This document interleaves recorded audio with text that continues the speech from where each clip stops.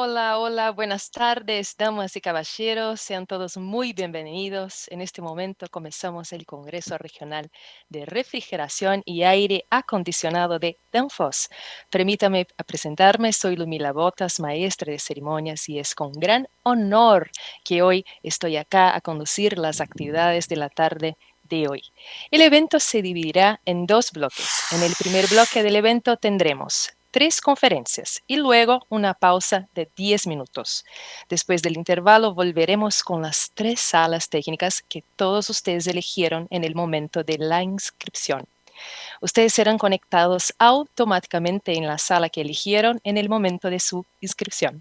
Estamos en vivo y contamos con participantes de varios países latinoamericanos en este encuentro. Por lo tanto, sean todos muy bienvenidos a Argentina, Bolivia, Chile, Paraguay, Perú y Uruguay. Gracias por estar acá con nosotros. En la plataforma hay un botón de preguntas al que pueden enviar sus dudas o comentarios. Debido al tiempo programado para el evento, las preguntas recibidas en el primer bloque no serán respondidas en vivo, pero Danfoss seguirá después del evento y se contactará con ustedes para responderles. Las preguntas enviadas en el segundo bloque dentro de las salas técnicas serán respondidas por los moderadores de cada sala al final de sus presentaciones. En este momento me gustaría pasarle la palabra al señor Juan Ordonez para darles la bienvenida. Él es ingeniero mecánico egresado de la Universidad de los Andes, Venezuela, con 23 años actuando en la industria de refrigeración y HVAC, 18 de estos en Danfoss. Actuó como gerente de cooling para Venezuela desde 2002 hasta 2007, fue gerente de la región andina con base en Chile desde el 2007 hasta 2010, director de la división de electrónica, supermercados y refrigeración industrial para LAN con sede en Brasil desde 2011 hasta 2015 y ahora como head de la división de cooling RF HVAC para LAN desde 2016 hasta la actualidad. Por lo tanto, sea muy bienvenido, Juan. La palabra es tuya. Muchas gracias, Ludmila. Bueno, señores, bienvenidos todos a nuestro evento, que es realmente nuestra primera oportunidad de entrar en contacto con todos ustedes después de mucho tiempo. Es nuestro primer congreso de refrigeración y aire acondicionado para el Cono Sur. Para mí es un orgullo poder hablar con ustedes. Nunca habíamos tenido contacto con tantas personas al mismo tiempo. Estamos hablando que teníamos inscritos más de 1,700 personas de esta región y esto es algo que nunca, ni siquiera de forma presencial, podríamos aspirar a tener. Esta nueva realidad, esta nueva vivencia que tenemos hoy nos está dando esta gran oportunidad, ¿no? Y yo quedo muy contento de poder participar y hablarles un poco de Danfoss en este momento, cómo Danfoss está realmente viviendo tanto la situación, la nueva realidad que vivimos como COVID y cómo nuestra estrategia se ha venido montando y se ha venido modificando un poco con esta nuestra nueva realidad. Yo quisiera comenzar mi presentación hablándoles un poco de la estrategia de Danfoss. ¿Dónde estamos? ¿Qué es lo que estamos haciendo? ¿Hacia dónde vamos? Y todo nace, gran parte de nuestra mudanza de estrategia, nace a partir del 2010, cuando nos damos cuenta que llegamos a un punto donde la estabilización de nuestro negocio ya alcanza niveles altos. Si ustedes ven esta curva que estoy presentando, toda empresa tiene un ciclo de operación, tiene un ciclo desde el comienzo y tiene un crecimiento inmediato producto de replicar buenas prácticas, replicar nuevos negocios y mejorar lo que se está haciendo, hasta llegar a un punto de estabilización, donde ya realmente si no se hacen cosas nuevas, si no se hacen cosas diferentes, caemos todos en un punto de muerte, hasta llegar a la muerte, a la desaparición de la empresa. Danfoss identificó esto a partir del 2010 y nos dimos cuenta que necesitábamos realmente planear nuestro siguiente paso, planear nuestra siguiente curva y comenzamos nuestra estrategia que en su momento se llamó Core and Clear. ¿Dónde estamos hoy en esa estrategia? Realmente nunca la organización había sido tan relevante para lo que está ocurriendo en el mundo entero. El mundo entero está yendo hacia diferentes direcciones, diferentes tecnologías, diferentes realidades que requieren realmente cambios dentro de nuestra estructura. Y nosotros esas realidades, esas diferencias, cosas que están ocurriendo, las llamamos de megatendencias, que son las tendencias, las grandes tendencias que van a transformar al mundo, ¿sí? Y ¿qué ocurre a partir de este momento? ¿Qué es lo que está ocurriendo a partir de la introducción de la pandemia? Todas esas tendencias se solidificaron. Realmente las tendencias que nosotros escogimos para realmente enfocar y direccionar la empresa se fortalecieron, ¿sí? Lo cual demuestra que tomamos las decisiones correctas, tenemos una estrategia sumamente sólida y no fuimos realmente, evidentemente fuimos afectados por la pandemia como todos, pero nuestro futuro, nuestra estrategia a largo plazo, pues sencillamente se ha fortalecido. Y para hablar un poco de cuáles son esas tendencias, yo quiero mostrarles, identificar realmente cuáles son las tendencias que identificamos nosotros como foco para poder montar nuestra estrategia a largo plazo. Y la primera de ellas es digitalización. Y todo el mundo está viviendo en este momento un requerimiento masivo a conectarse. Ya esto era algo que venía antes de la pandemia, pero por supuesto durante la pandemia todo se fortaleció. La necesidad de tener productos conectados, la necesidad de interactuar digitalmente tal como lo estamos haciendo ahora, y es evidente, es la necesidad que el mercado realmente pidió durante este proceso, se ha maxificado. La siguiente megatendencia que estamos trabajando es la urbanización. ¿Sí? La urbanización de todas las grandes ciudades. Hay un desplazamiento esperado masivo en los próximos 10, 15 años del campo hacia las ciudades. El crecimiento de las ciudades va a ser exponencial. Las necesidades de atender ese crecimiento urbano se va a maximizar. Y una de esas necesidades es precisamente el otro megatrend, que es la cadena de suministro de alimentos. Por muchos años hemos visto cómo esa cadena se interrumpe, es ineficiente, y ahora que estamos hablando de una gran cantidad de la población del planeta viviendo en ciudades, es importante nuestro negocio aquí, es importante realmente nosotros como parte de la cadena de frío interactuar mucho más activos sobre esta tendencia. La siguiente es el cambio climático y todo el mundo lo está viviendo en este momento. Yo vivo actualmente en Sao Paulo, hace 2 semanas teníamos 45 grados, 42 grados de temperatura. ¿Sí? Hoy tenemos otra vez nuevamente 18 grados. Todos estamos viviendo mudanzas dramáticas del clima y es precisamente nosotros como industria de refrigeración de aire acondicionado tenemos parte de la responsabilidad de lo que está ocurriendo. Por ende, gran cantidad de regulaciones van a venir y vamos a tener que interactuar más con ellas. Y la siguiente es la electrificación.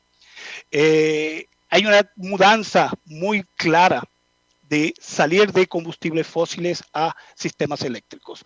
Por mucho tiempo se discutió, no había la tecnología, no había el interés, no había realmente la capacidad de desarrollar muchas cosas. Todo eso está mudando drásticamente y sumamente rápido. Nosotros acabamos de adquirir una empresa, la mayoría de ustedes no están tan relacionados con esa industria porque es la industria hidráulica.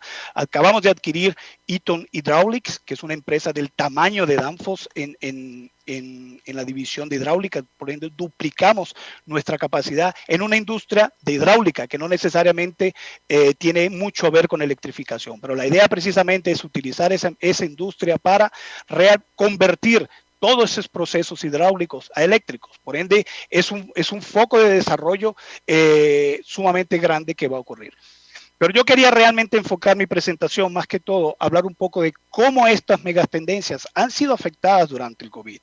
Y me voy a enfocar principalmente en 4 de ellas. Y la primera de ellas es la digitalización, ¿sí? Y yo lo divido principalmente en 3 bloques. El primer bloque es directamente linkado al portafolio del producto. Y todas las empresas veníamos con un plan de desarrollar, o Danfoss venía con un plan de desarrollar un portafolio de productos que tuviese mayor interconectividad. Realmente a largo plazo nos definía de que teníamos que tener mayor interconectividad, teníamos que desarrollar algunas adquisiciones para poder tomar plataformas que se conectaran mejor. Durante el COVID el proceso se aceleró. ¿Sí? Realmente tuvimos que redireccionar parte de nuestro presupuesto para acelerar algunos procesos que demandan realmente ahora la situación de digital. Y varios de ellos son los que estoy mostrando tal vez aquí en la parte de portafolio. Uno de ellos es sencillamente el Cloud Service de TurboCore. Como todos ustedes saben, TurboCore es nuestro compresor magnético, es el compresor de mayor tecnología que existe en el mercado y realmente es sencillamente un variador de frecuencia con un sistema magnético. Por ende, es un sistema sumamente digital. Para poder accesar al sistema, logramos desarrollar, y fue lanzado hace poco, el Cloud Service, que es un sistema donde yo remotamente puedo accesar a todas las funciones y operaciones del compresor. ¿Sí? Entonces ya digitalmente yo puedo estar sentado en cualquier parte del mundo y operar mi compresor a través de una plataforma digital. Puedo tomar toda la información de performance, puedo hacer ajustes de él remoto y todo esto es gracias al desarrollo de este nuevo sistema. De la misma forma hicimos adquisiciones de algunas empresas como AllSense y que nos están permitiendo mejorar nuestra conectividad, nos están permitiendo mejorar la interconectividad de nuestros productos con otras plataformas y evidentemente con la nube. El Internet de las cosas está ocurriendo y está ocurriendo de una manera acelerada. Yo muestro un poco abajo precisamente en algunas industrias que por muchos años discutimos la necesidad, las ventajas, como por ejemplo la industria de water coolers, donde venimos desde hace mucho tiempo discutiendo las ventajas y la posibilidad de tener telemetría dentro de los sistemas. Durante el COVID se aceleró drásticamente. La cantidad de gente que comenzó a demandar los productos de conexión, interconectividad, ha sido muy grande y nos hemos topado con la realidad que los países no están preparados tal vez para homologar muchas de estas cosas, para permitir sistemas de interconexión. La regulación de los países todavía no la tienen y la demanda de los clientes se aceleró y los países todavía no están preparados. Entonces estamos en un proceso, sí, sin duda de todo el mundo entrar en conexión. Esto es referente al portafolio, pero aparte del portafolio, el mundo digital cambió muy fuerte con el uso de herramientas. Por muchos años Danfoss ha desarrollado muchas herramientas digitales para hacer cálculos, para hacer selecciones, para hacer interconexión de comercio como e-commerce o product store o alguna de esas herramientas que permiten interconectar y el uso era muy limitado. Era muy limitado porque realmente era un cambio cultural de la gente pasar de utilizar mi catálogo impreso o mi catálogo normal a usar este tipo de plataforma. Todo esto mudó drásticamente. La cantidad de personas que no pudieron más tener acceso al sistema tradicional de accesar a los productos Danfoss fueron masivamente migrados a sistemas digitales, particularmente en el sur de Latinoamérica, tanto en nuestra oficina de Argentina y Chile, son las regiones que más han utilizado los sistemas electrónicos para poder accesar a colocar pedidos digitalmente, que es un sistema que nosotros llamamos Product Store. Casi 75% de las transacciones comerciales que Danfoss hace a través de sus clientes ya lo hace a través de una plataforma electrónica. ¿Sí? Entonces, la mudanza de conceptos de largo plazo, de que nuestra industria no estaba preparada, cambió y cambió muchísimo durante la presencia de la pandemia.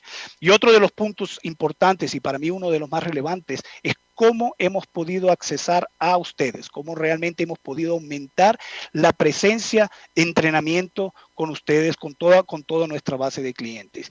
Y de la misma manera que nunca habíamos soñado en tener una reunión con 1,700 personas, nunca habíamos pensado poder entrenar y capacitar a tanta gente al mismo tiempo.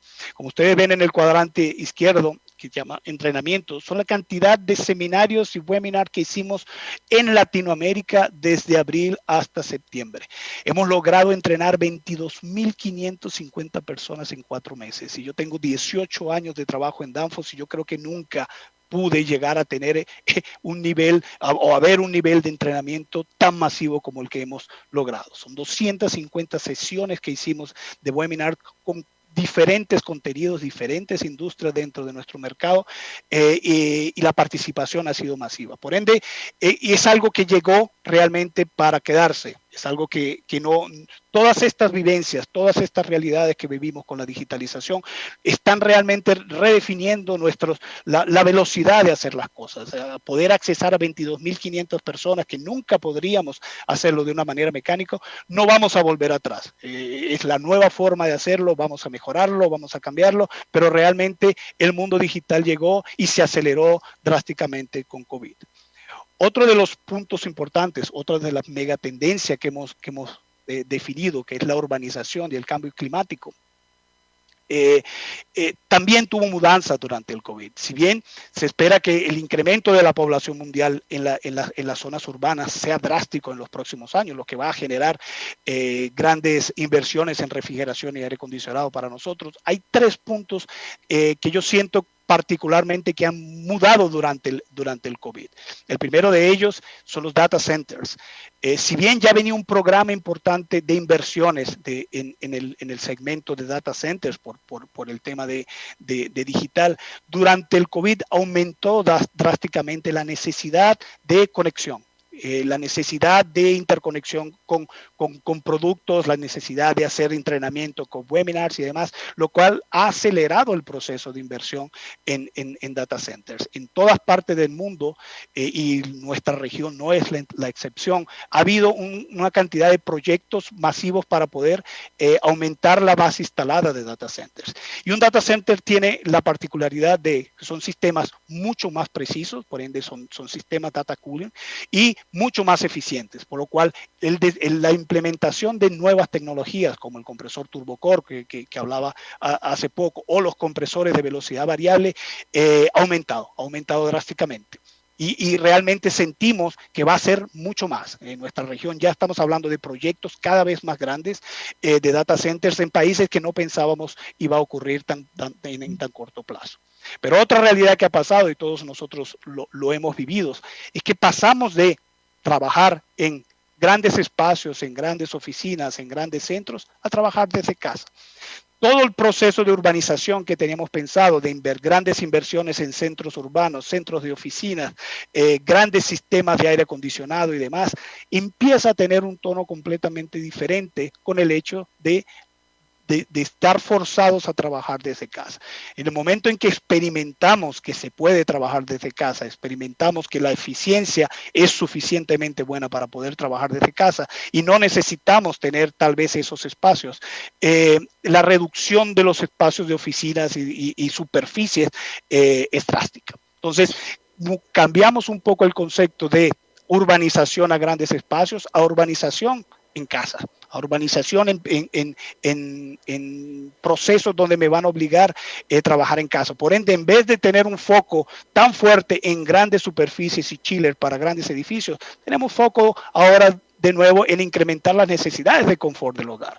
¿Sí? Todos salimos del viernes de nuestras casas y no volvimos más de nuestras oficinas y no volvimos más. Y nos enfrentamos a una realidad que nuestras residencias no estaban preparadas para esto. ¿No? Pasamos de estar 2, 3 personas en la casa durante el día a estar 8 o 9 personas trabajando, tomando clases, interactuando en un ambiente no diseñado para eso.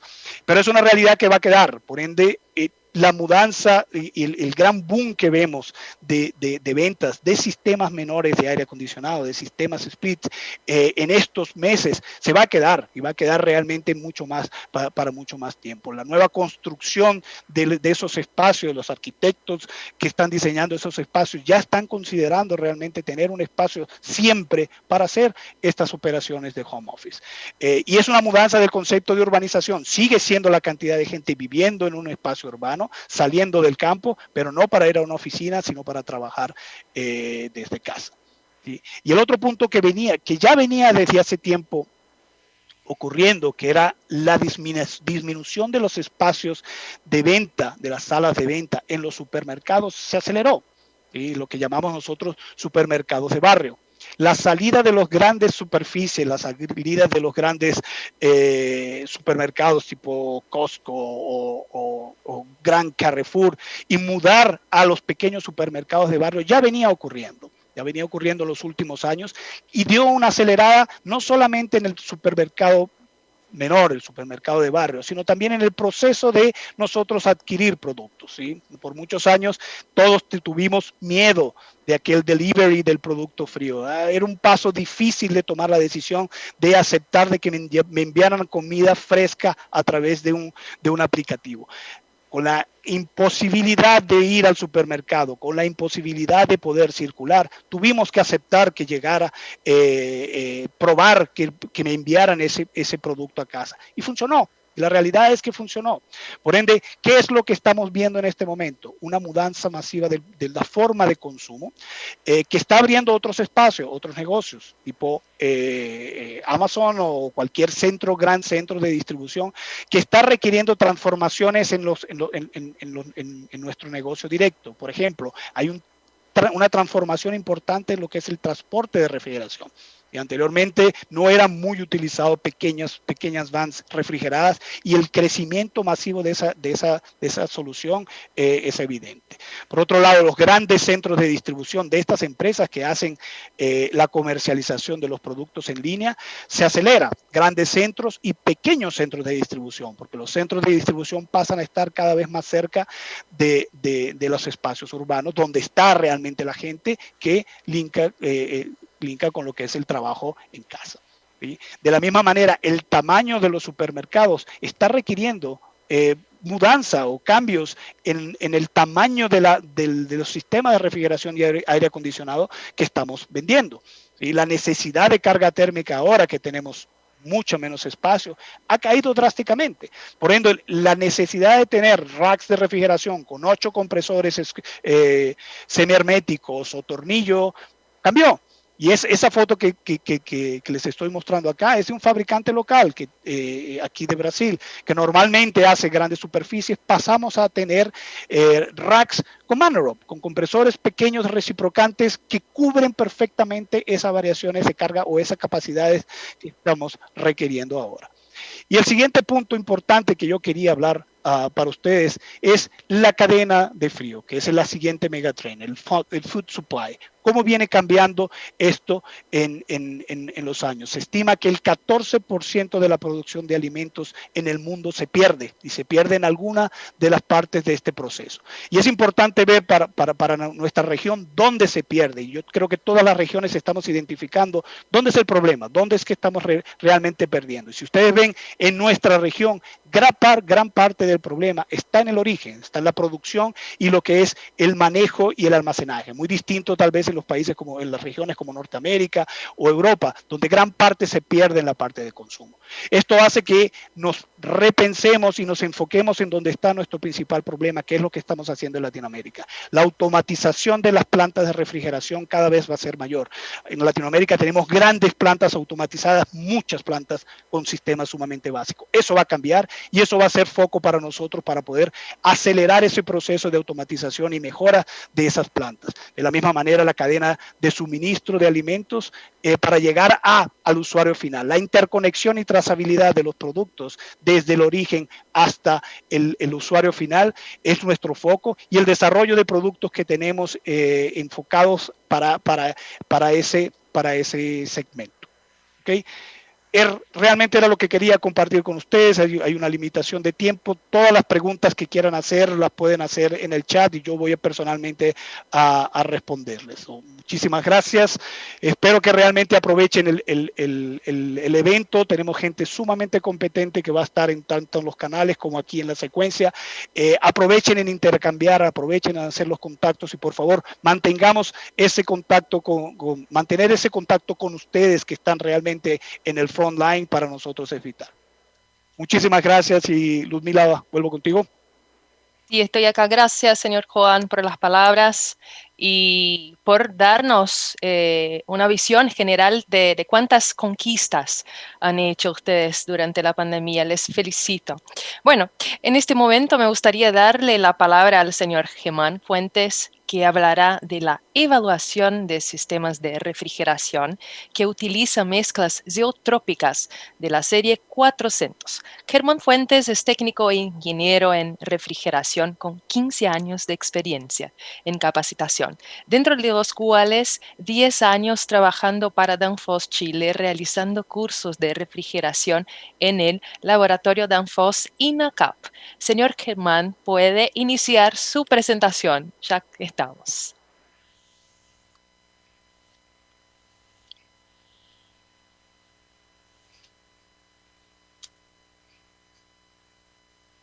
Ok, buenas tardes a todos mis colegas frigoristas de Latinoamérica. Primero que todo quiero agradecer la oportunidad de Danfoss para presentar en este importante evento. ¿Qué les voy a presentar hoy día? Evaluación de sistemas de refrigeración que utilizan mezclas zeotrópicas de la serie 400. Primero que todo voy a hacer un pequeñito contexto relativo al uso de refrigerantes. Ustedes saben el escenario actual que existe referente a la utilización de refrigerantes naturales, producto del impacto que ha generado en el ambiente la liberación de refrigerantes sintéticos. Comenzó toda esta historia con los CFC y el daño a la capa de ozono, ha ido evolucionando y posteriormente estamos, según la enmienda de Kigali, en un proceso próximo de eliminar los HFC, productos que aportan al calentamiento global. Y acá tenemos el dióxido de carbono como uno de los principales refrigerantes naturales que el mercado ha utilizado como tendencia, distintas configuraciones, subcrítico, transcrítico, en aplicaciones para supermercados, centros de distribución, agroindustria, procesos industriales. El dióxido de carbono, el R744 por sí solo habla. Hay mucha tecnología girando, muchas configuraciones que son eficientes al momento de solucionar un problema de aplicación. Por otro lado, tenemos los hidrocarburos, principalmente el R290 y el R600A. El R290, sistemas comerciales de baja capacidad, ¿ya? Enfriadores de agua, aire acondicionado, y aquí es donde todos hemos escuchado que la carga máxima del R290, 150 gramos para sistemas comerciales de baja capacidad. Esa carga máxima varió según la modificación de la norma IEC a 500 gramos, pero va a tardar un tiempo en modificar las distintas características constructivas de los sistemas para encontrarlo con sistemas de mayor tamaño. Y el R600A, principalmente en refrigeración doméstica. Eso corresponde a las tendencias de refrigerantes naturales, pero ahora, y poco para basar mi presentación, ¿ya? Pero ¿qué pasa con los sistemas que están al medio? Esa es una pregunta. ¿Qué pasa cuando yo quiero implementar un sistema en donde la cantidad de refrigerante que utiliza en función de la capacidad frigorífica es mayor a la recomendada o a la permitida de hidrocarburos? ¿Y qué pasa cuando esa capacidad frigorífica de mi sistema es menor a las aplicaciones comercialmente disponibles para R744? La verdad que en la actualidad existen unidades condensadoras, ¿ya?, de menor tamaño que los grandes sistemas de CO2 que acabo de comentar, pero no existe una alta disponibilidad comercial de esas unidades, por lo cual lo más probable es que terminemos utilizando un refrigerante sintético, producto de estas restricciones que podemos observar en los refrigerantes naturales. Aquí hay una línea de tiempo ya de la química Kim-Moores referente a la utilización de refrigerantes. Comenzamos con los CFC, cuando todos éramos relativamente felices con 2 refrigerantes, 3 refrigerantes, el R11, el R12, el R502. Pasamos a los HFC, donde el principal refrigerante, el más conocido, es el R22. Pero aquí ya comenzaron a aparecer, porque las mezclas zeotrópicas fueron diseñadas para reemplazar CFC, ¿ya?, para reemplazar las características termodinámicas y de capacidades frigoríficas de los CFC.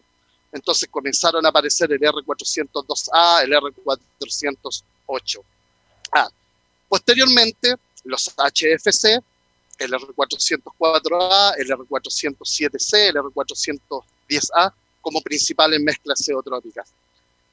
Producto de la enmienda de Kigali, como ya habíamos comentado, y la futura eliminación de los HFC, es que comenzaron a salir nuevos refrigerantes, ya sean HFC más HFO en una mezcla o HFO puros. Entonces, si nosotros observamos la columna derecha, ¿ya?, podemos observar que existe el R449A, para reemplazar, por ejemplo, el R22 y el 404A, el R452, el R404A, el R454A, el R454B, el R449A, el R449C.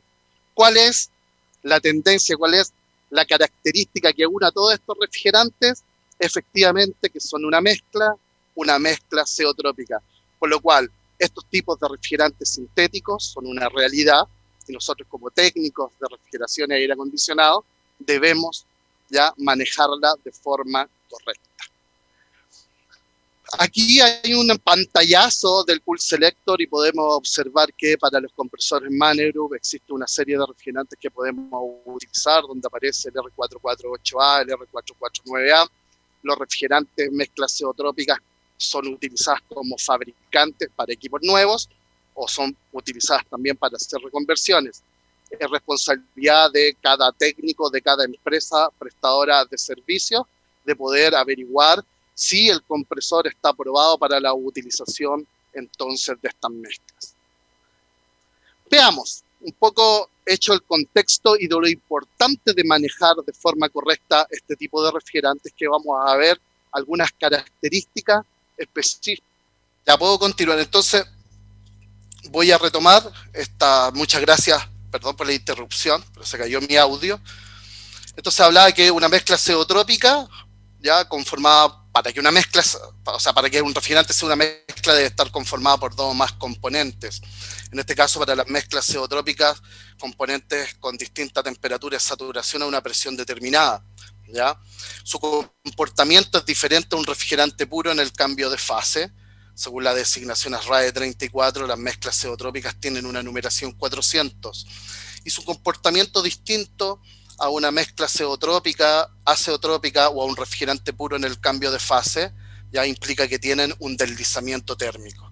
Vale decir, una diferencia entre la temperatura de punto de burbuja y la temperatura del punto de rocío.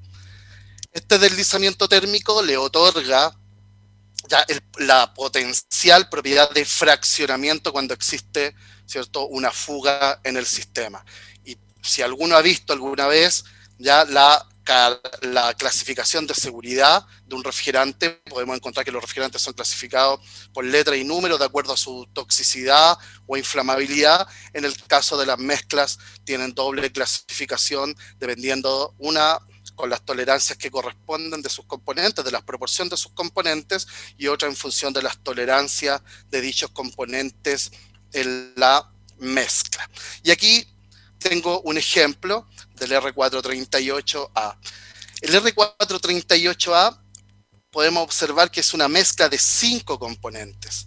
El R32, R125, R134A, R600 y R601A.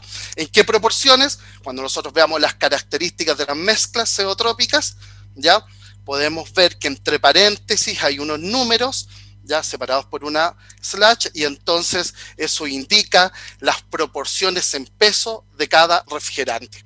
¿Ya? Por ejemplo, el R32 es un 8,5% en peso que corresponde a la mezcla. Seguimos avanzando, el fraccionamiento.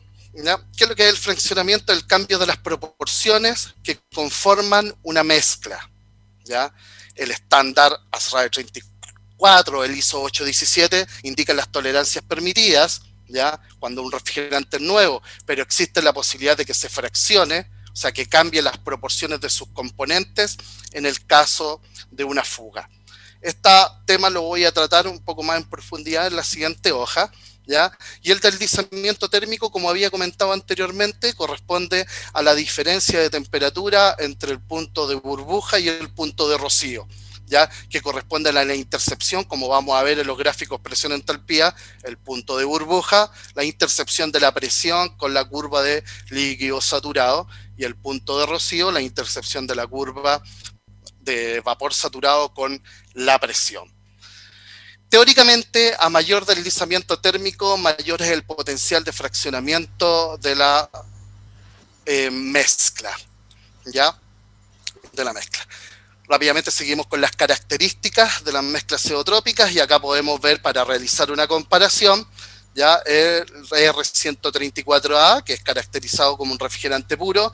Su característica principal en el cambio de fase es que mantiene una temperatura constante. Tenemos el R507. El R507 también es una mezcla, pero en este caso corresponde a una mezcla azeotrópica. El R507 conformado por R125 y R143A en proporciones de 50 y 50%. Tiene una característica similar a un refrigerante puro en el cambio de fase, vale decir, tienen una temperatura constante. Y aparece la primera mezcla zeotrópica, y el R410A, conformado por un 50% de R32 y un 50% de R25, el R410A mezcla zeotrópica, es caracterizada como un casi azeotrópico, porque ustedes pueden observar que las líneas de temperatura dentro de la campana están casi rectas, vale decir, tiene un deslizamiento térmico pequeñito, incluso menor a 0,6 grados. Por lo cual su comportamiento, si es casi azeotrópico, es casi como un refrigerante puro en el cambio de fase. Y un ejemplo de una mezcla zeotrópica con un alto deslizamiento térmico corresponde al R407C. Usualmente el deslizamiento térmico es especificado a una presión de 0 manométrico, vale decir un bar, 1,0 algo bar absoluto. Y podemos observar acá que la temperatura del punto de burbuja a un bar absoluto corresponden a menos 43,6 grados Celsius. Si yo continúo con una línea constante de presión, ¿ya? Constante de presión, la intersección de la presión con la línea de vapor saturado es menos 36,6 grados Celsius. Por lo cual existen diferentes temperaturas a una misma presión.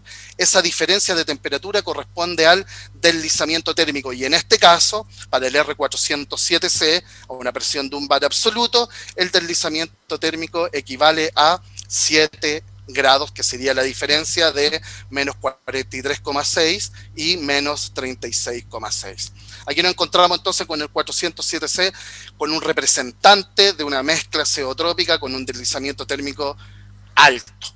Podemos observar también en el gráfico presión-entalpía que a medida que aumenta la presión, las líneas de temperatura se hacen cada vez menos inclinadas, lo cual significa que el deslizamiento térmico también ya depende de la presión. Y a presiones más altas las líneas de temperatura tienen una menor inclinación, por lo cual significa que el deslizamiento térmico es menor.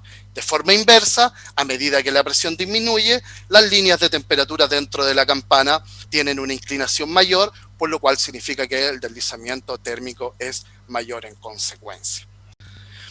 Les iba a decir que iba a comentar algo más referente al fraccionamiento, y aquí rápidamente podemos tener dos grupos, ¿ya?, de opiniones.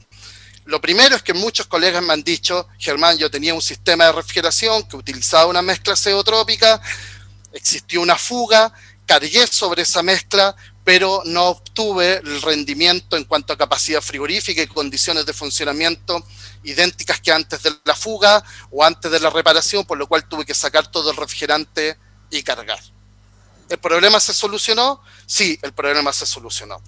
Por otro lado, tenemos las empresas que fabrican refrigerantes, empresas químicas, que dicen que las posibilidades que se fracciona el refrigerante son bastante bajas. Incluso hay estudios al respecto en donde se generan fugas y se va realizando una carga, por lo cual, y posterior a eso, no se observan grandes variaciones en capacidad frigorífica y condiciones de funcionamiento.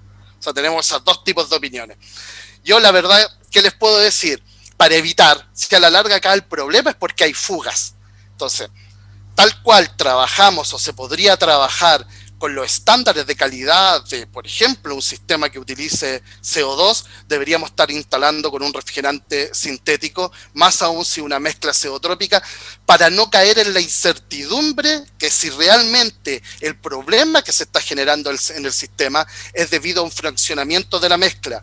Todo esto es ¿por qué? Porque no hay la posibilidad de poder evaluar cuáles son las proporciones de componentes de una mezcla, ¿ya?, posterior a una fuga. Esto me refiero a nosotros como técnicos, como en terreno, ¿ya? No podemos evaluar, analizarlo, sí quizás de método indirecto, pero a veces ese método indirecto podría generar a nosotros caer en un error, ¿ya? No existe hoy en día un instrumento que sea capaz de evaluar todas estas mezclas. Y por ejemplo, aquí he extraído de la página del fabricante, tengo un identificador analizador de refrigerante y corresponde al último modelo. Y podemos observar que analiza refrigerantes 22, 32, 134, 404, que al igual que, entre paréntesis, que al igual que el 410A es de bajo deslizamiento térmico, 406, 407C y 410A, e identifican los refrigerantes que están abajo, pero no identifican la gran gama de mezclas zeotrópicas que hay hoy en día en el mercado, por lo cual la posibilidad de poder nosotros como técnicos evaluar un fraccionamiento es bastante baja de forma directa, por lo cual los invito a realizar instalaciones que sean robustas para minimizar ya las fugas de refrigerante y no caer en esta incertidumbre si el problema lo generó la mezcla zeotrópica. Recomendaciones de instalación antes de partir con una evaluación de sobrecalentamiento o enfriamiento con este tipo de sistema. La recomendación de instalación es bastante sencilla y corresponde a la implementación de un sistema de refrigeración en configuración pan-down, que la diferencia ya me la va a dar esta válvula dispuesta en la línea de líquido. Realizo vacío, realizo en realidad todas las pruebas antes de realizar la carga de refrigerante, ¿ya? Y esto es muy importante, ¿por qué? Porque una de las recomendaciones para las mezclas zeotrópicas es que estas sean cargadas como líquido al sistema. Y yo no quiero correr el riesgo de cargar refrigerante en estado líquido en la aspiración del compresor, por todas las causas que nosotros sabemos.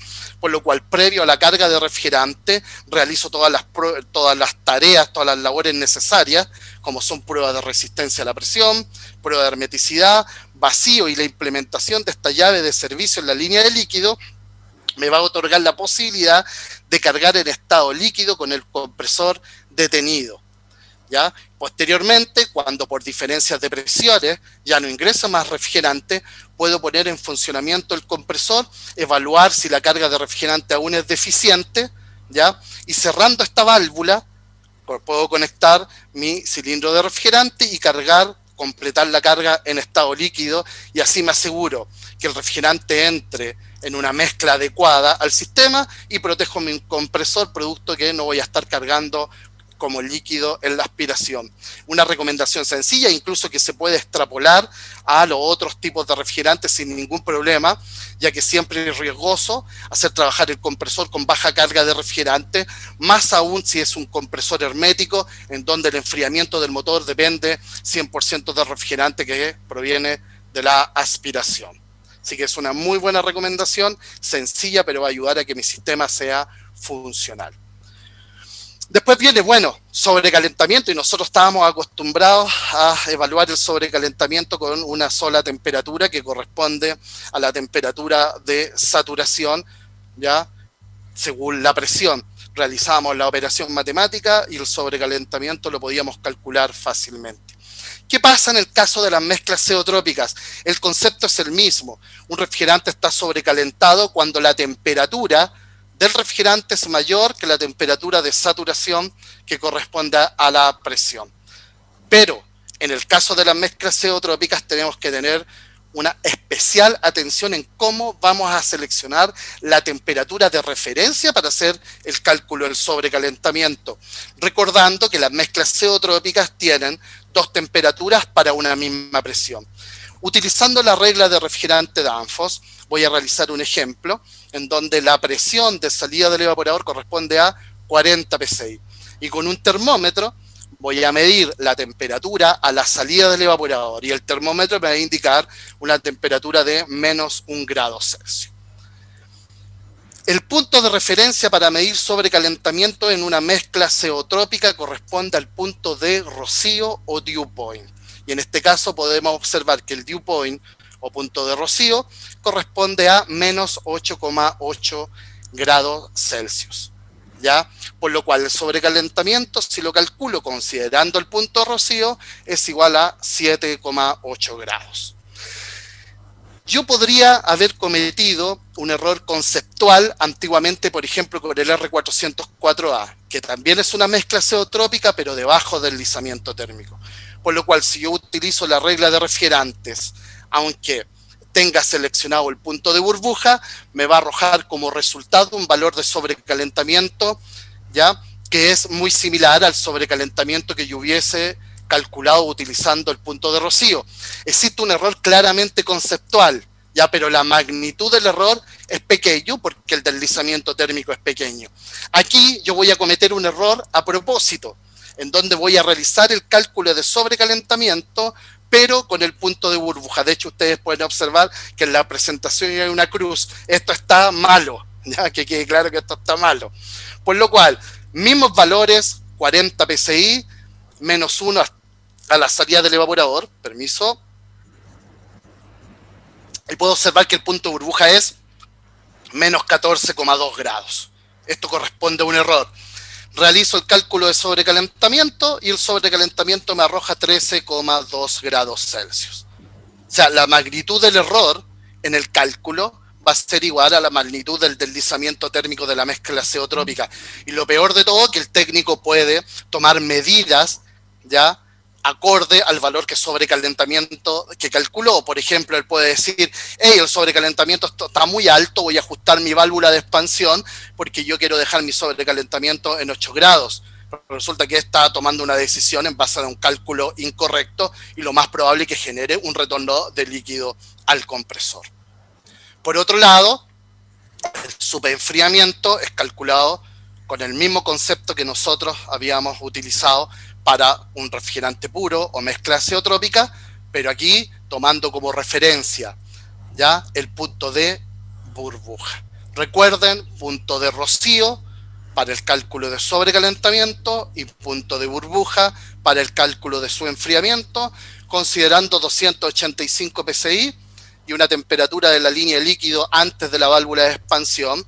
Podemos ver que el punto de burbuja a 285 psi corresponde a 44,5 grados Celsius y el punto y lo medido a la entrada de la válvula de expansión 40 grados Celsius, por lo cual tenemos un subenfriamiento de 4,5 grados. Instalamos de forma correcta, cargamos con líquido de forma correcta y de forma segura, ajustamos la válvula de expansión, si es necesario por lo menos evaluamos su funcionamiento. Ahora calculamos el subenfriamiento y posteriormente lo que podemos hacer es comprobar si realmente mi compresor está dentro de los límites de aplicación, ¿ya?, para ver un funcionamiento robusto, un funcionamiento seguro, menor posibilidad de falla. Aquí existen dos alternativas, o otras alternativas. En realidad yo utilicé la opción de ingresar por presión. Entonces ustedes pueden observar ahí que la presión está en PSI, en valores de presión absoluta, por lo cual a los valores anteriores que indiqué le sumé 14,7 PSI, que corresponde a una atmósfera, y podemos observar que el punto de operación está dentro del gráfico. En este caso, como es una mezcla azeotrópica, el mismo programa marcó el punto de operación de acuerdo a los puntos de rocío que corresponden a esas presiones, ¿ya? Entonces tenemos menos 8,7, que correspondía al punto de rocío de la presión de 40 psi manométricos, 54,7 psi absoluto, y tenemos 49,1 grados Celsius, que corresponde al punto de rocío de la presión de 285 psi. Entonces, instalamos de forma correcta, realizamos las mediciones, corregimos si era necesario, y por último evaluamos el punto de operación dentro del gráfico para ver que mi compresor esté trabajando de forma segura. Por último, ya tenemos nuestro sistema operando y quiero ya analizar un poco lo que corresponde al ajuste de dispositivos de presión cuando se utiliza un sistema con mezcla azeotrópica. Como ejemplo, la válvula reguladora de presión KBP, la instalación de evaporadores en paralelo, donde uno de los puntos de frío ya necesita una temperatura mayor. Y un poco acá tengo un ejemplo, un refrigerante R449A, una temperatura de cámara que fácilmente podría ser una sala de proceso a 8 grados Celsius. Necesito un requerimiento y necesito un diferencial de 8 grados. Si esto se hiciera con un refrigerante sin deslizamiento térmico, yo ajustaría la válvula a una presión a la cual le correspondería una temperatura de saturación o de cambio de fase de 0 grados Celsius de forma directa. La verdad que aquí hay que hacer algunas estimaciones y aquí tengo dos criterios diferentes para poder llegar al valor. Yo voy a seguir con los 0 grados Celsius, pero 0 grados Celsius va a ser el punto medio entre la temperatura de rocío y la temperatura de burbuja. Veo primero cuál es la presión de burbuja a 0 grados Celsius y es 74,05 psi. Veo cuál es la presión de rocío a 0 grados Celsius y es 59,92 psi, 60 psi. Hago un promedio entre las dos presiones y veo que la presión resultante es 66,98 psi, 67 psi. Posteriormente, ya lo que hago es calcular para poder comprobar ya que este valor es correcto. Veo la temperatura de burbuja a esa presión, 66,98, es menos 2,56. El punto de rocío a la misma presión resultante, ya es 2,7, por lo cual la temperatura promedio que yo voy a tener entre el punto de burbuja y el punto de rocío, 0,1, 0,14, por lo cual es una presión adecuada, la regulación de 67 psi.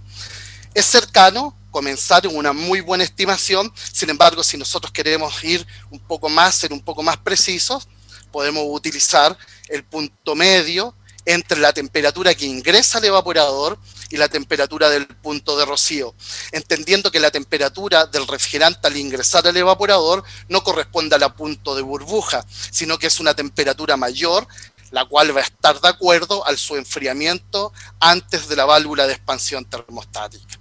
Y aquí le voy a otorgar, bajo el mismo procedimiento, pero le voy a otorgar un énfasis de un 70%, ¿ya?, al punto de rocío y un 30% al punto de burbuja. La resultante en cuanto a presiones corresponde a 64,15 grados Celsius. Si realizo la comprobación, a esa presión le corresponde un punto medio entre la temperatura de entrada del evaporador y la temperatura de punto de rocío de 0,05 grados Celsius, prácticamente 0 grados Celsius, por lo cual el ajuste de presión de la válvula, considerando estos dos criterios que vale la pena decir que están en base a estimaciones, debería estar del orden de los 64, 67 psi. Entonces acá tenemos un ejemplo también de cómo regular un componente de flujo en un sistema de refrigeración que utiliza una mezcla zeotrópica. Con esto, estimados colegas, doy por finalizada mi presentación. Nuevamente agradezco su atención, agradezco a Danfoss la oportunidad de haber presentado y espero verlos en alguna otra oportunidad. Muchas gracias. Muchas gracias, señor Germán, por la conferencia. Nosotros le agradecemos a usted. Bueno, en este momento me gustaría pasarle la palabra al señor Roberto Aguilo, que hablará de los desafíos y requerimientos en instalaciones frigoríferas comerciales. Roberto es presidente de la Asociación Argentina del Frío e ingeniero de proyectos. Ha trabajado en el diseño y construcción de sistemas de refrigeración en más de 700 obras de supermercados, centros de distribución, plantas de procesamiento de alimentos, y farmacéuticas, entre ellos el primer sistema de CO2 en Argentina y muchas instalaciones con amoníaco y refrigerantes secundarios para reducir las fugas de refrigerantes. Señor Roberto, ¿puede iniciar su presentación, por favor? Sea bienvenido. Gracias, buenas tardes. Un gusto poder estar en este evento hoy. Y vamos a empezar directo con la presentación. Siempre el desafío que ha tenido la refrigeración ha sido prolongar la vida de los alimentos. Un poco lo que decía Joan hoy, se pierde mucho alimento por falta de refrigeración, entonces el desafío de la refrigeración ha sido ese, prolongar la vida de los alimentos, pero no solo la vida, sino también la calidad, porque el público demanda un producto que no solo sea aceptable desde el punto de vista organoléptico, sino que también sea agradable desde su punto de vista textura y sabor. Pero al tema del desafío habitual de prolongar la vida, hoy también lo tenemos que hacer buscando el menor impacto posible sobre el medio ambiente. Como sabemos, los sistemas frigoríficos tienen Le pueden decir que tiene un impacto directo y un impacto indirecto al medio ambiente. El directo por escapes a la atmósfera y el indirecto por la generación de energía de consumo. Los impactos directos ocurren cuando se libera el refrigerante a la atmósfera. Esto no tendría que suceder nunca, porque los refrigerantes están destinados a ser confinados dentro del sistema, pero por roturas o problemas se puede dar el escape a la atmósfera. Y depende del tipo de refrigerante el daño que provocan. A su vez también tienen la capacidad, los refrigerantes viejos, los que ya no se tendrían que usar más, como el 22, los HCFCs, de afectar a la capa de ozono. No ya los nuevos, los refrigerantes HFCs o los futuros HFO, que solamente afectan como gas de efecto invernadero. La contaminación indirecta se debe a la emisión de contaminantes que se generan cuando tenemos la generación de energía eléctrica. Generalmente, la matriz mundial de energía es un 60% de la generación de energía se hace con combustibles fósiles. Al quemar esos combustibles fósiles, se emite una gran cantidad de CO2 y otros gases a la atmósfera que son gases de efecto invernadero. La mayoría de nuestros equipos usan energía eléctrica, o sea, que indirectamente están emitiendo CO2. Y también tenemos los que son directamente movidos, aunque pocos, por motores a explosión, que ahí tienen emisión directa de contaminantes. Entonces, el requerimiento que tenemos, aparte de mantener el producto frío, es ver el menor impacto negativo. Y tenemos que buscar sustancias que no dañen al medio ambiente, pero también tenemos que buscar reducir la carga de estos refrigerantes y la posibilidad de fuga. O sea, si escapa una cantidad menor, va a ser mucho menor el impacto de una cantidad grande.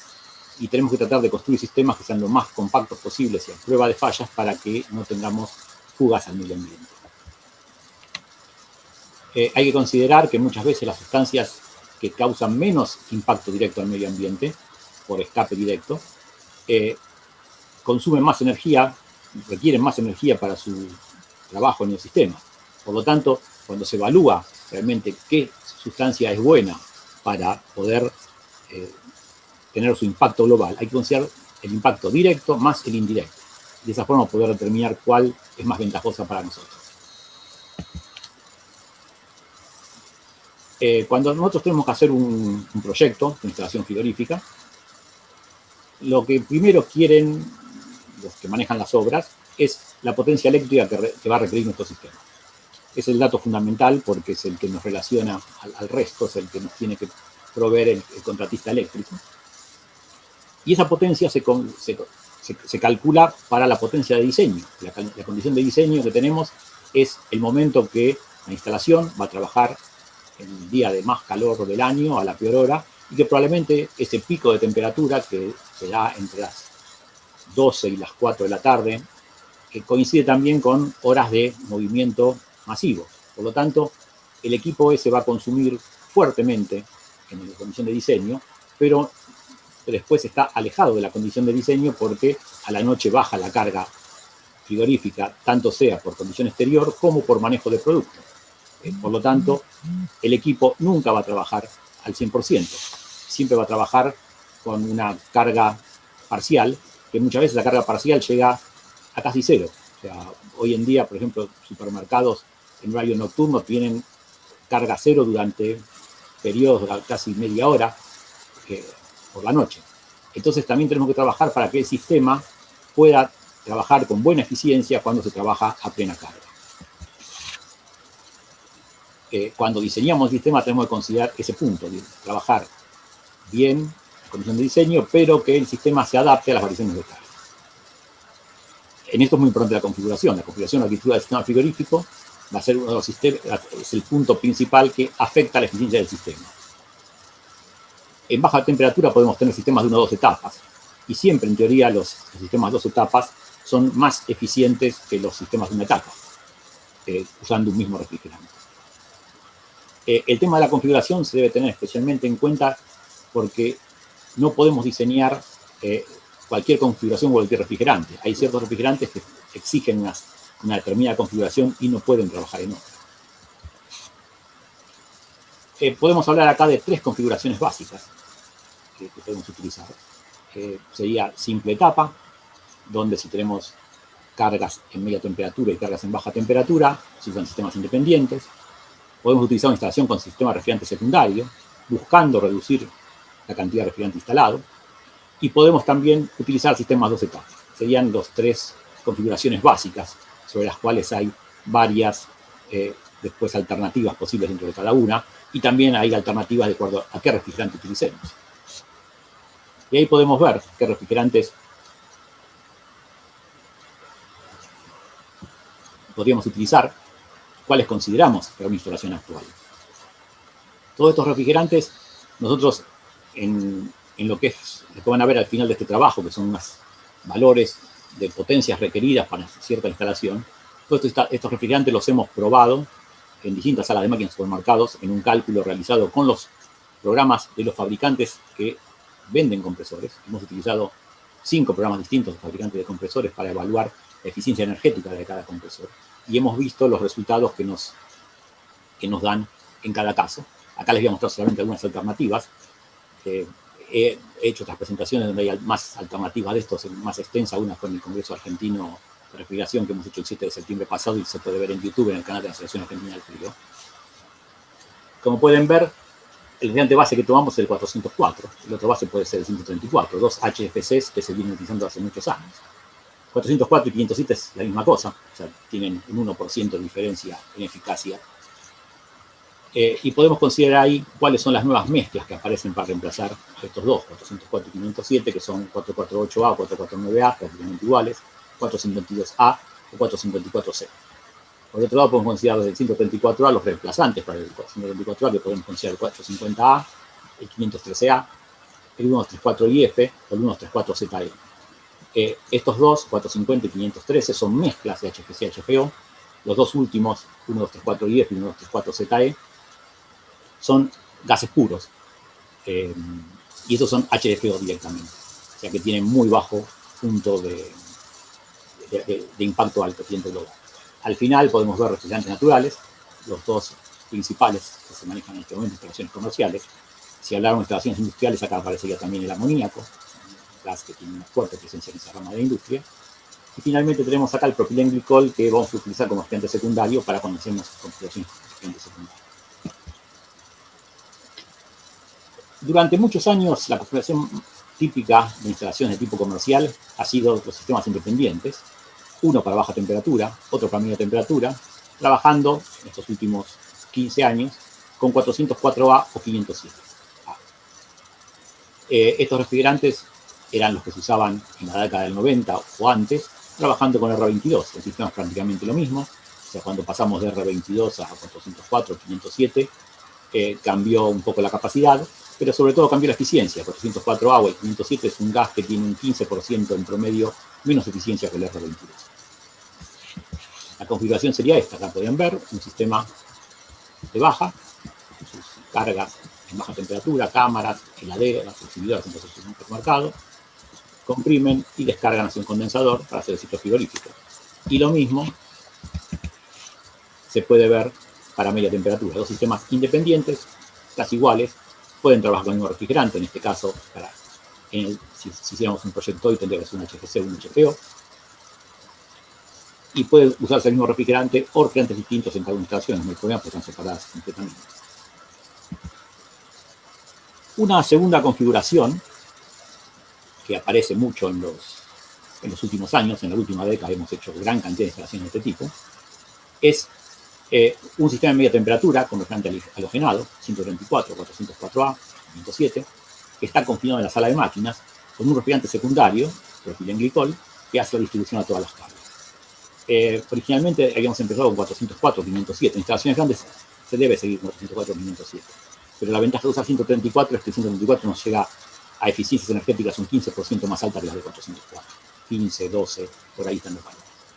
El secundario siempre usamos propilenglicol. El etilenglicol sería más eficiente desde el punto de vista termodinámico, pero el etilenglicol no es apto para productos alimenticios. Por lo tanto, se debe usar propilenglicol de grado alimenticio, que está aprobado por las administraciones de alimentos de cada país. En caso de un derrame no hay ningún problema. En baja temperatura no se puede usar un refrigerante secundario de este tipo. tendríamos que usar un sistema independiente o un sistema en cascada, que es muy común aplicarlo como se ve en este gráfico. En este gráfico, que muestra la configuración, tengo mi instalación en media temperatura a la que se bombea glicol, y a su vez ese glicol se bombea hasta a un intercambiador de placas que está en la unidad de baja temperatura, donde yo condenso esa unidad de baja temperatura, que puede tener un HFC, un HFO o inclusive un HC. O sea, es muy normal poder usarlo con propano.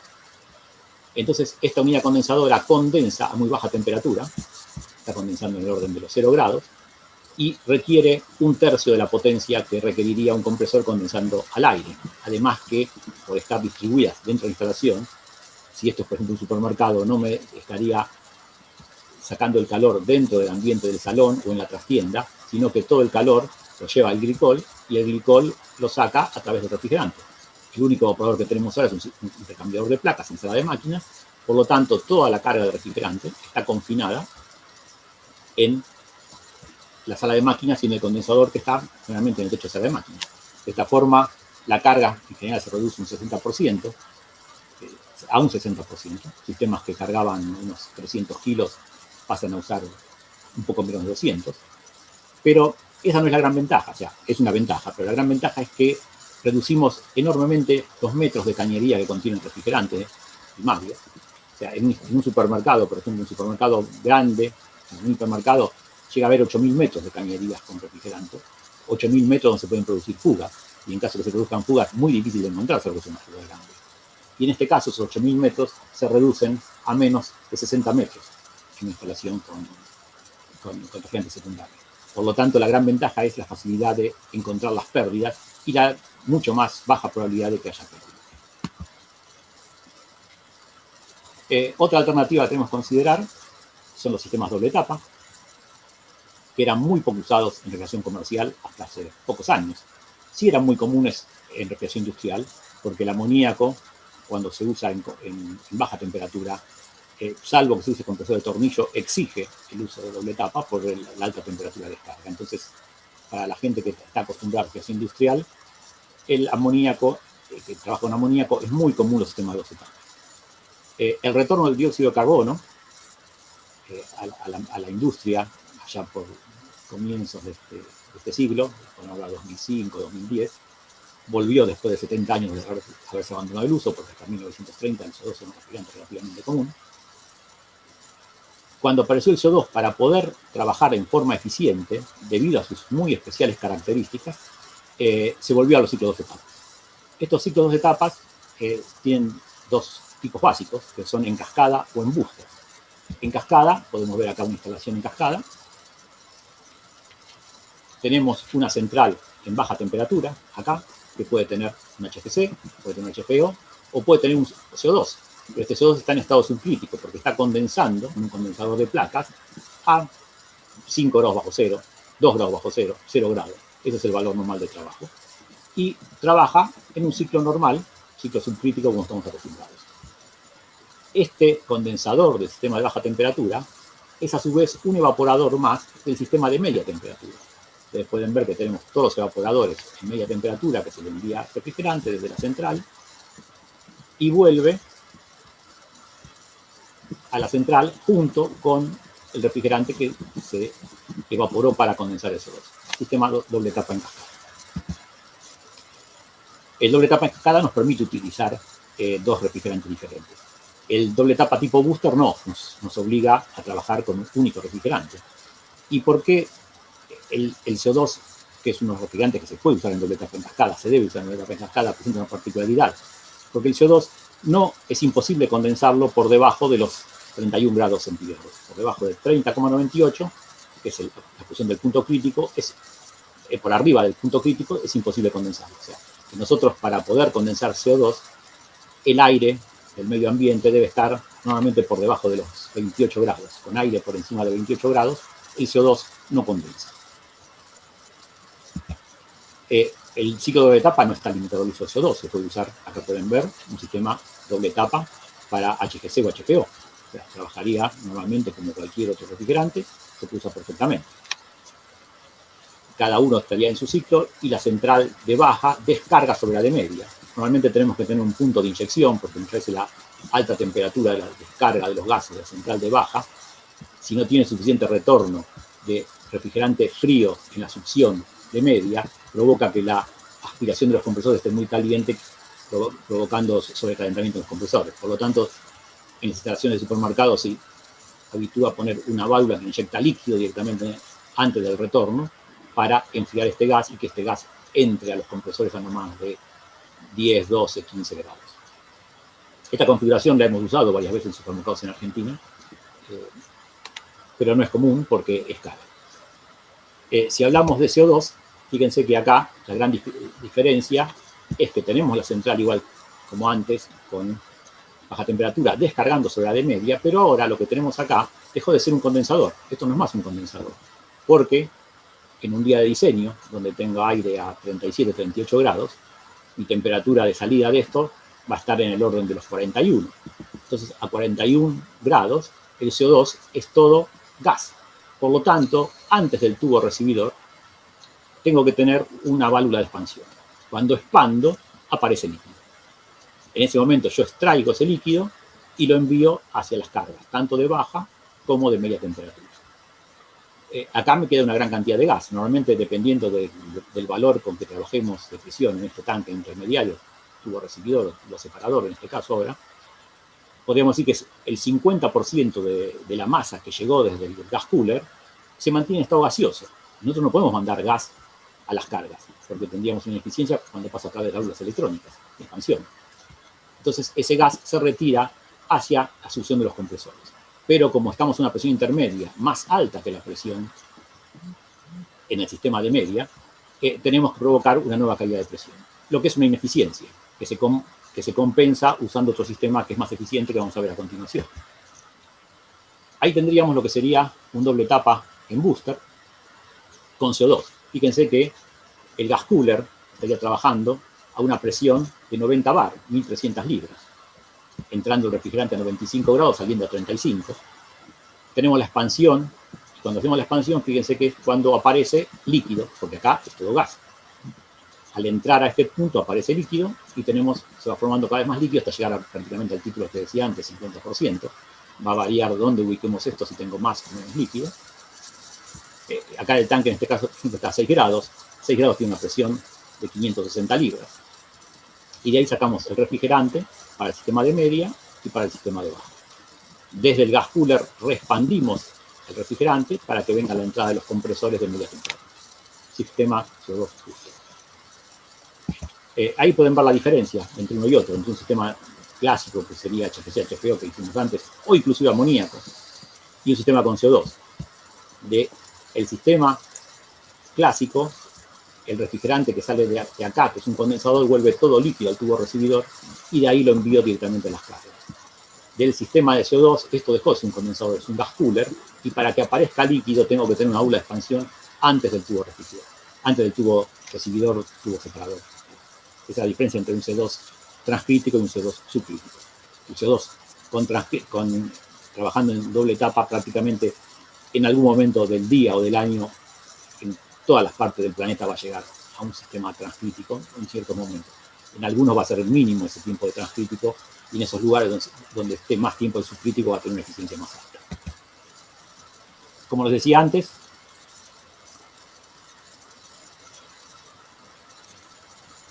para mejorar la eficiencia de ese ciclo, antes estábamos acá extrayendo gas y expandiéndolo para bajar la presión para que lo pudiera aspirar a esta central.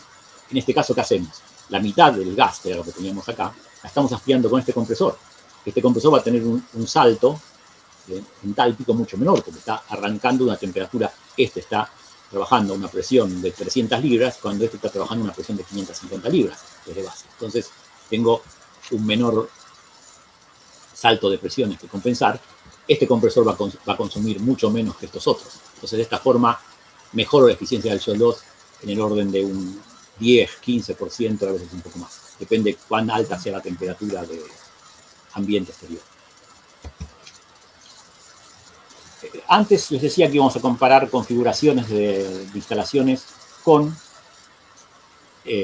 distintos gases, Y bueno, acá tenemos la primera. O sea, yo les decía que con esas configuraciones y esos gases, para hacer este trabajo hicimos el diseño de cerca de 70 salas de máquinas de supermercados, evaluando los distintos.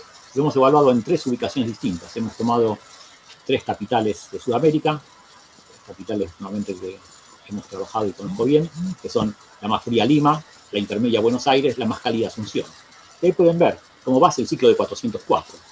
Acá pueden ver la potencia. Bueno, acá estamos tomando como base un supermercado de 100, que requiere 100 kilowatts de potencia en media temperatura, 100 kilowatts por frigorífica, y 25 kilowatts en congelados. Para satisfacer esos 100 más 25 kilowatts en cada una de las potencias, yo voy a tener una potencia eléctrica. En el caso del sistema 404, en Lima, los 2 sistemas sumados requerirían prácticamente 85 kilowatts. Como Buenos Aires es más caliente, en Buenos Aires necesito 95, como la máxima temperatura de estas 3 ciudades la tengo en Asunción necesitaría 102 kilowatts de potencia eléctrica para ese sistema. La potencia que yo les decía al principio que tengo que pasarle al diseñador del supermercado, al diseñador del sistema general para que tenga en cuenta lo que tiene que pedir a la red. Entonces, yo diría que mi sistema, en el caso de Asunción, tiene una potencia, va a requerir una potencia instalada de 103 kilowatts. Fíjense que si yo hago eso mismo con 449 se vuelve menor la potencia que necesito, más eficiente. Podemos ver que de 84 baja a 75, estamos hablando que se reduce un 12-13%. Y con 454C tiene valores bastante parecidos. Cambia, pero son muy similares. Fíjense que acá puse otro, pero lo he puesto rayado porque no podría usarlo directamente. Es el 290, propano, una alternativa completamente natural. Y es con el que consigo la menor potencia, la máxima eficiencia. Como decíamos, tomamos como base 404, pero 404 es, dentro de todo, de los refrigerantes HFC que hemos utilizado, el de más baja eficiencia. Es bueno en cuanto a temperaturas de descarga y otras capacidad, pero no en cuanto a eficiencia. En cuanto a eficiencia fue peor que el 22 y sigue siendo peor que otros HFCs. Por eso, cuando lo comparamos con el 449, resulta mucho mejor el 449. Que el 449A es una mezcla de HFC y HFO, que ha surgido en el mercado hace muy poquito tiempo. También está el 448, que es prácticamente idéntico, con valores muy similares. Es lo mismo que se parece 404A y 507. O sea, son distintos gases, pero para el funcionamiento desde el punto de vista de nosotros de la ingeniería del sistema, son idénticos esos gases. La gran ventaja que tiene el 454C, que ustedes pueden ver ahí, que agregué casi igual al 449, que es un GWP, es una mezcla también de HFC y HFO, pero tiene un GWP mucho menor, 148. Si quisiéramos cumplir con la directiva F, que probablemente va a ser a lo que llegue todo el acuerdo de Montreal con la enmienda de Kigali, ese lo cumple perfectamente porque tiene 148, o sea, la directiva F implica 150, pero es A2. Por lo tanto, A2 todavía no estamos muy seguros cómo lo vamos a manejar en instalaciones grandes, porque no es muy inflamable, pero es un poco inflamable. No, con ausencia de llama no hay fuego, pero si hay llama puede haber accidentes. Por esa razón que el 290 no lo podemos considerar, porque el 290 es explosivo, o sea, no lo podemos tener en una instalación que se mande a campo directamente el 290. El 449, como les dije, es una mezcla también de las nuevas, pero tiene un GWP muy alto, fíjense que tiene 1397. Entonces, este GWP de 1397 no es muy aceptable para las nuevas ordenamientos del protocolo de Montreal. Por lo tanto, es de esperar que no se pueda utilizar por mucho tiempo, es una mezcla transitoria. Si vamos a ver un par de comparaciones en cascada y secundario, acá sí puse el 290, porque el 290 ahora lo mantengo en mi sala de máquinas, lo mantengo confinado. Entonces no lo saco afuera de la sala de máquinas, por lo tanto ese riesgo de explosión no tengo ya, o sea, porque está todo encerrado en un ambiente donde únicamente entra personal altamente calificado y con grandes medidas de seguridad. Lo puedo combinar con el CO2 subcrítico, el CO2 subcrítico es altamente eficiente, y podemos ver acá una alternativa de utilizar instalaciones con propano, que yo tengo 4 unidades, que parece que es un rack de compresores, pero no es un rack de compresores, sino que son 4 unidades independientes, y lo que se pone en paralelo es la instalación de secundario. Entonces, cada una de estas unidades tiene una carga mínima de propano, reduciendo el riesgo de explosividad. En las últimas exposiciones que pude llegar a ver, encontré sistemas que tenían una carga reducida de propano que podían llegar a 5 o 10 kilos con potencias de 30 kilowatts, o sea que estamos reduciendo mucho la carga comparada con los sistemas tradicionales que tenemos. Viendo en eficiencia de sistemas, podemos ver que el sistema de CO2 booster es malo, o sea, sirve únicamente en lugares fríos. Tenemos que usar el paralelo. El paralelo sí, ya se pone competitivo. El CO2 con compresor paralelo mejora su eficiencia. Pero estos sistemas doble etapa, en cascada, uno usando 134 y 449, que es un sistema muy fácil de conseguir hoy en día porque estos no están disponibles, u otro utilizando 290 propano, son más eficientes que el sistema de CO2 paralelo contrastítico. ¿Qué tendríamos que hacer en todas las alternativas? Fíjense que en las más frías está más similar, o sea, pueden ver que los valores se parecen más. El rendimiento del CO2 se aleja cuando voy a alternativas más cálidas. Lo que tendríamos que utilizar para mejorar los rendimientos de CO2 y hacer que sean igual, o inclusive se podría llegar a ser hasta un poco mejor que los que les estoy mostrando acá, de 2 etapas en cascada, sería ir al uso de sistemas con eyector.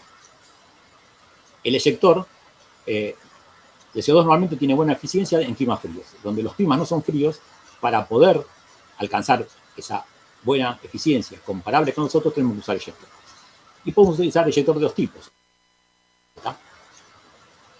Al que mucho no me voy a poder referir porque ya el tiempo se me acaba. Pero, ¿qué hace el eyector? El eyector reemplaza a la válvula de expansión que viene después del gas cooler.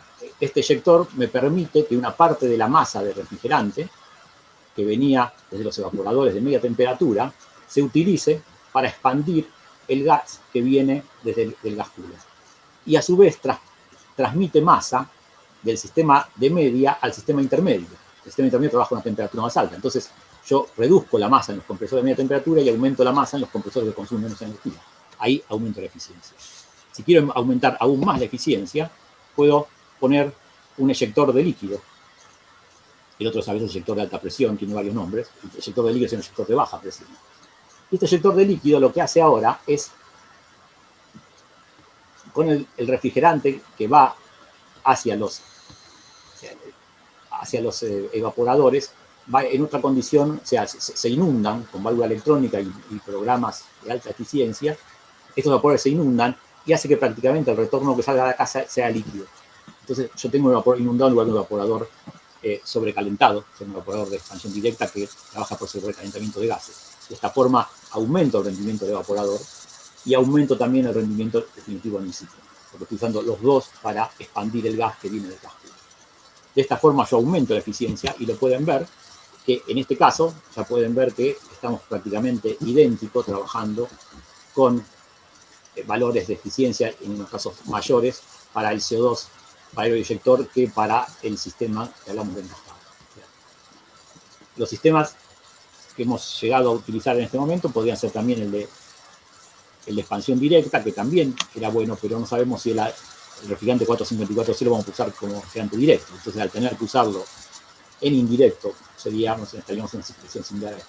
O sea que, por lo tanto, llegamos a que los sistemas en cascada 290-744 o CO2 paralelo con eyector presentan las máximas eficiencias hoy disponibles en el mercado. Bueno, con eso termina mi presentación, justo 10 segundos antes del tiempo que tenía conseguido. Gracias por la atención y bueno, cualquier cosa, espero sus consultas. Muchas gracias. Perfecto, muchas gracias, señor Roberto, por la conferencia. Ahora tendremos un descanso de 10 minutos. Solicitamos que todos ustedes se mantengan conectados, ya que luego que volvamos del intervalo, todos serán dirigidos a la sala técnica elegida en el momento de la inscripción. Entonces, es eso. Hasta pronto.